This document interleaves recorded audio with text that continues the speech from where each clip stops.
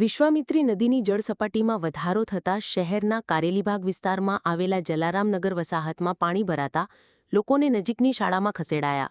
ઉપરવાસમાં ભારે વરસાદ તથા શહેરમાં ધીમી ધારે સતત વરસાદને કારણે વિશ્વામિત્રી નદીની જળસપાટીમાં સતત વધારો થઈ રહ્યો છે.